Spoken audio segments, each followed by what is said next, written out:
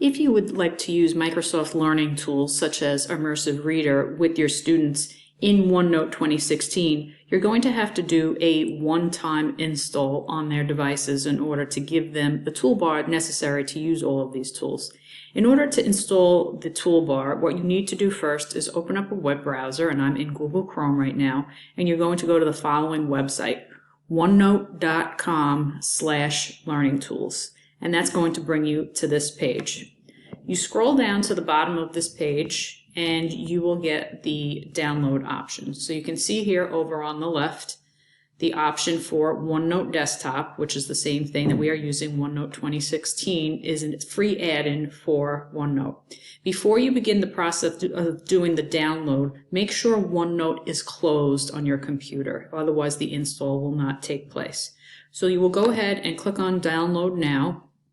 Depending on the speed of your internet at that time, it can range anyway from 20 seconds to a minute, but it usually installs pretty quickly.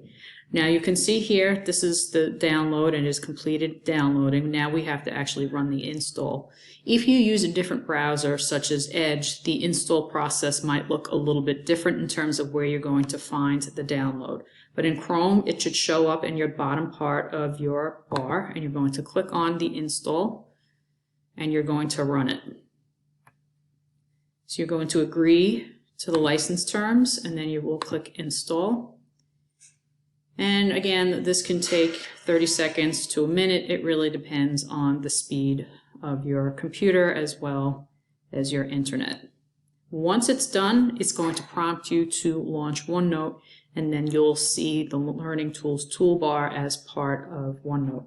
If your computer at some point, or the student's computer, ever gets wiped and it has to be reinstalled, you will need to go through this process, usually at the beginning of every year when the students receive their tablet. All of this will be gone. This is not part of something that's automatically installed on the student devices. Once the installation process has completed, you'll get a window that looks like this. You can click on Launch OneNote, and then you're going to see the toolbar available to you. Now that OneNote has successfully launched, if we come up to the top, we have a new toolbar called Learning Tools, and now this toolbar is ready to use in OneNote 2016, which we'll cover in the following videos.